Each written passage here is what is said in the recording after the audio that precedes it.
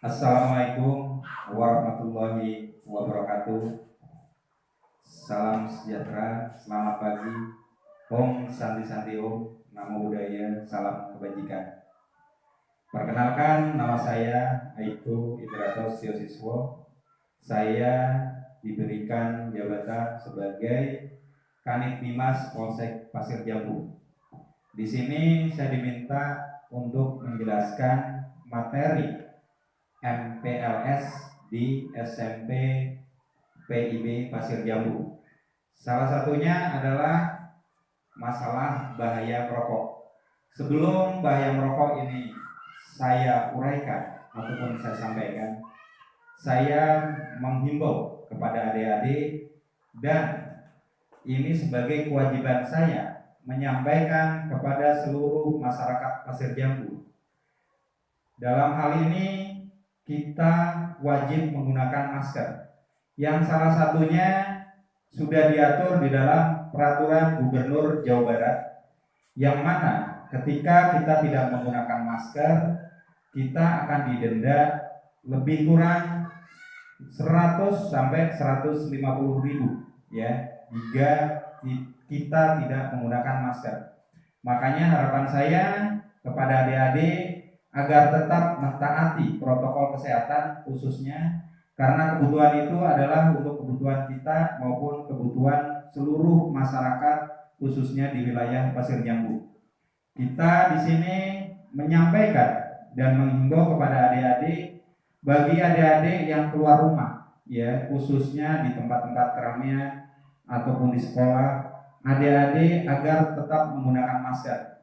Yang kedua, adik-adik menjaga kebersihan diri, baik kebersihan tangan maupun badan kita. Karena apa?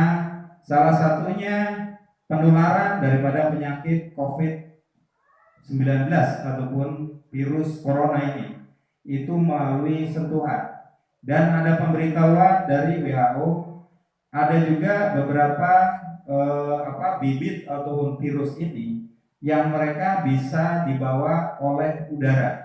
Artinya dengan kita menggunakan masker, insya Allah apa yang ada di udara ataupun yang kita hisap tidak akan masuk ke dalam tubuh kita.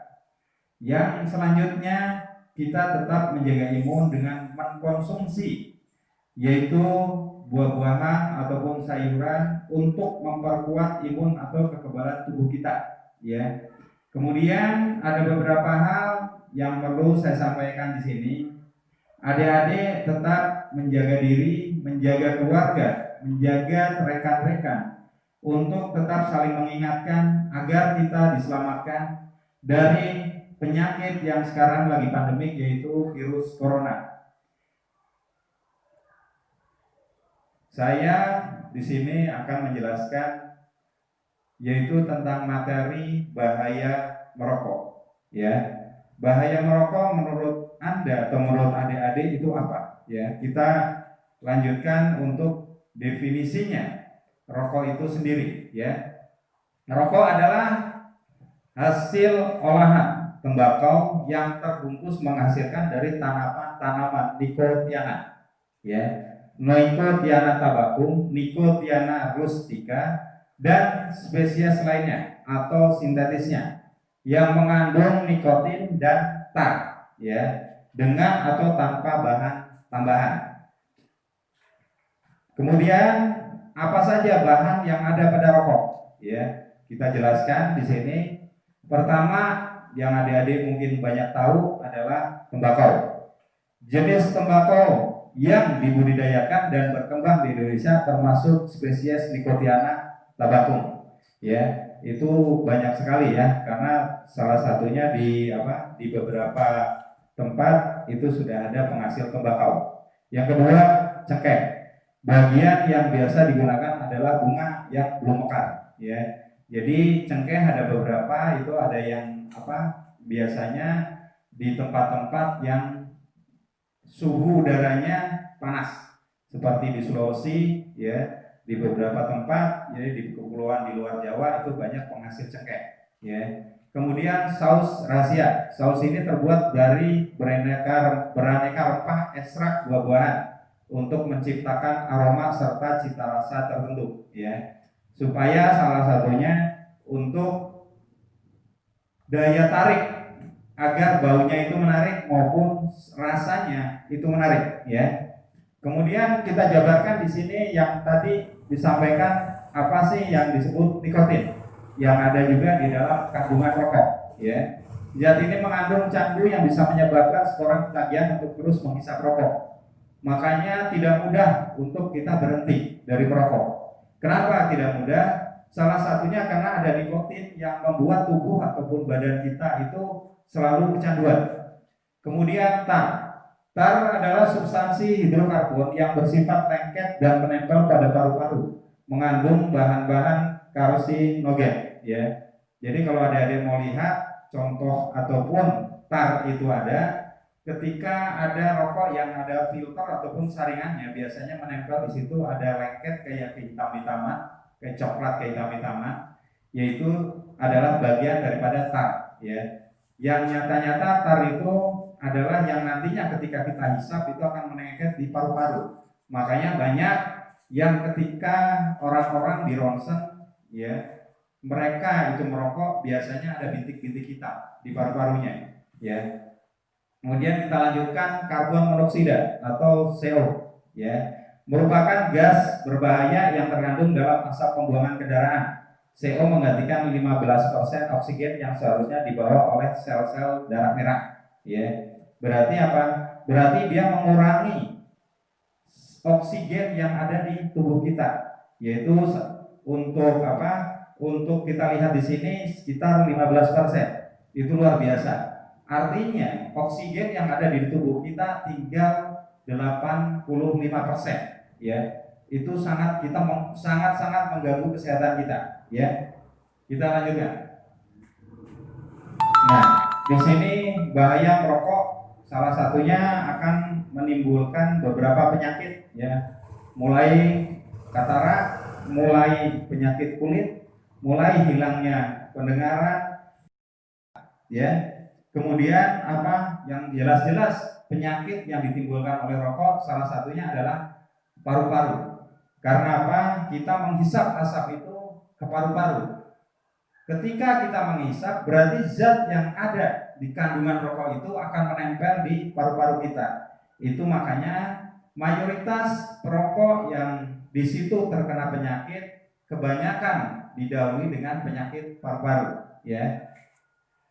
Kita ini kan bahaya rokok ya. Ini salah satunya dari nikotin bisa menyebabkan kecanduan dan ketergantungan, kemudian merusak jaringan otak ya. Kemudian menyebabkan darah cepat membeku, mengeras dinding arteri.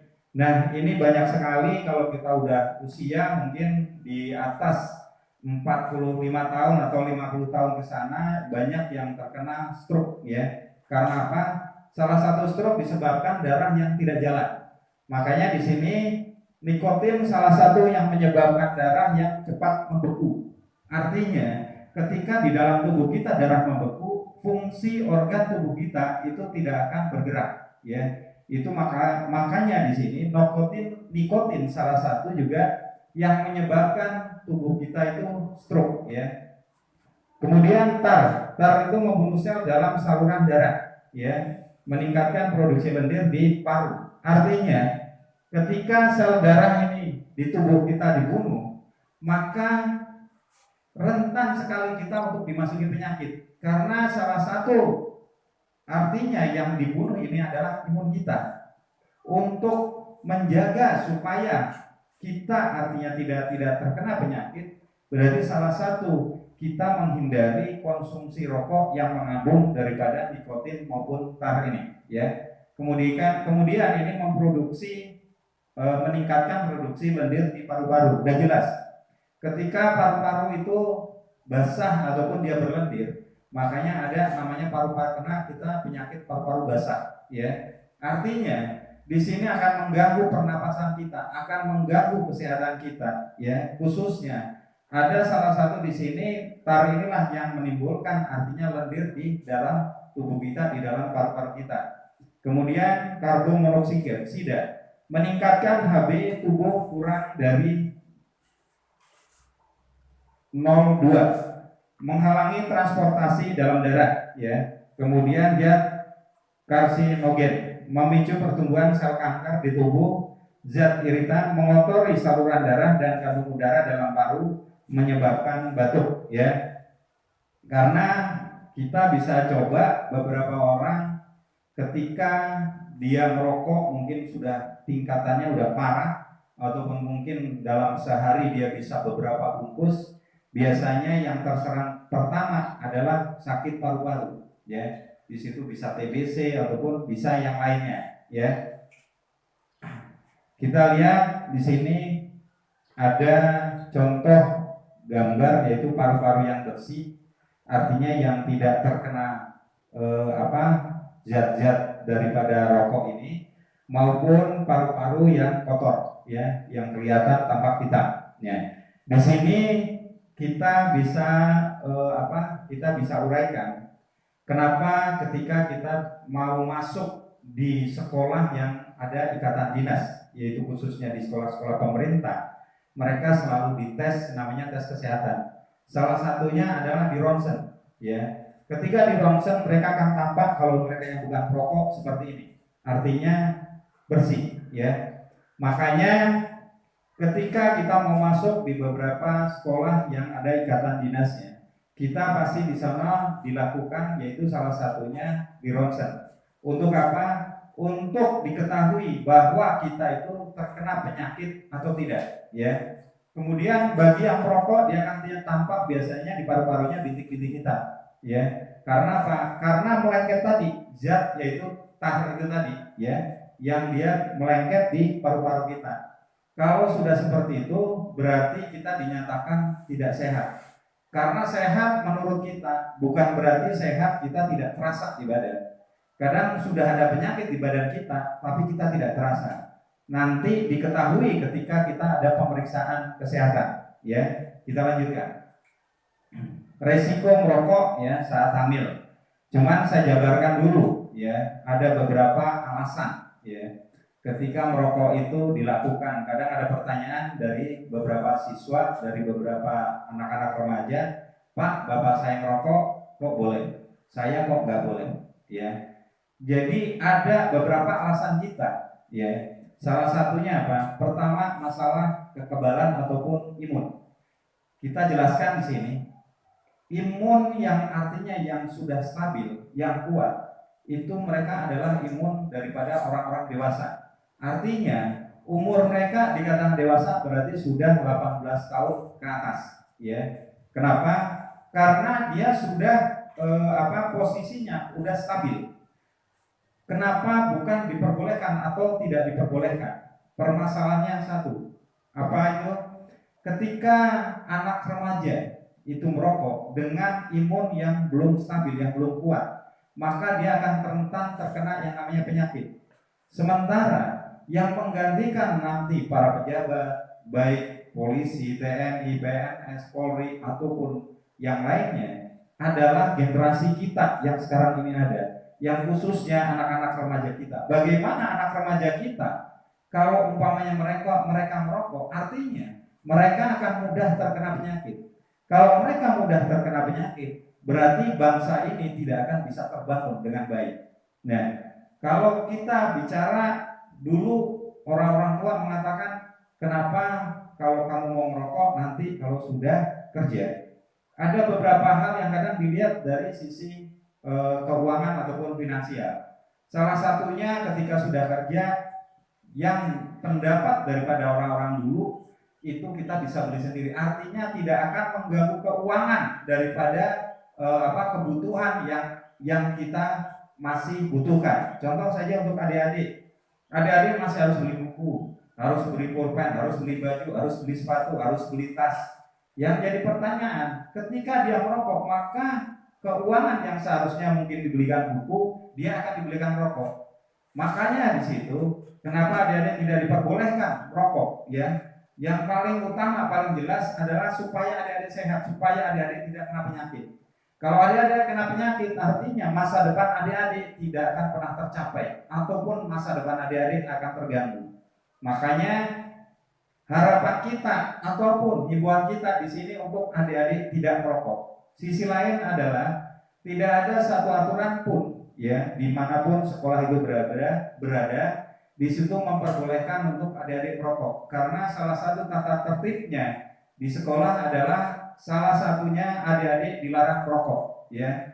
Ketika adik-adik merokok berarti ada resiko disiplin ataupun tindakan disiplin dari pihak sekolah nanti yang diterapkan kepada adik-adik ya. Makanya saya mengharapkan, saya memohon kepada adik-adik untuk tidak merokok mulai saat ini.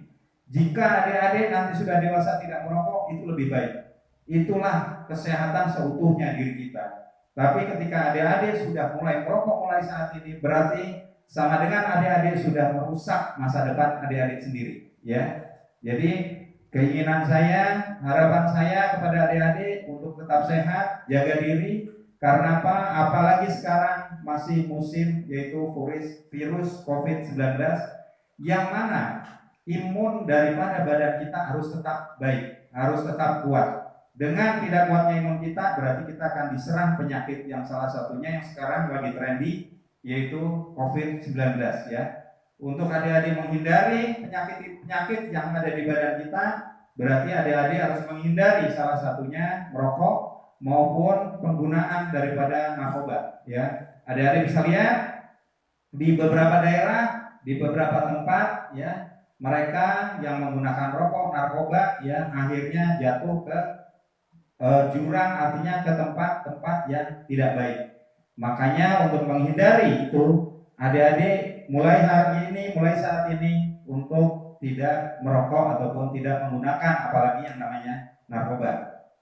Kita lihat resiko merokok saat ibu hamil, mungkin ini bisa disampaikan oleh adik-adik kepada orang tua, kepada kakak ataupun keluarga. Saya sampaikan di sini, saya selaku Kanit Bimas Pasir Jambu mengucapkan terima kasih kepada adik-adik yang mau mengikuti ataupun mau mendengarkan himbauan atau penyampaian dari kita ya. Saya selaku Kanit Bimas juga memohon maaf jika ada kata-kata yang kurang, ada kata-kata khilaf, ada kata-kata kesalahan. Karena saya manusia biasa, memiliki kekurangan, dan kesempurnaan hanya milik Allah Subhanahu wa Ta'ala. Akhir kata, terima kasih. Wabil taufiq wal hidayah. Wassalamualaikum warahmatullahi wabarakatuh.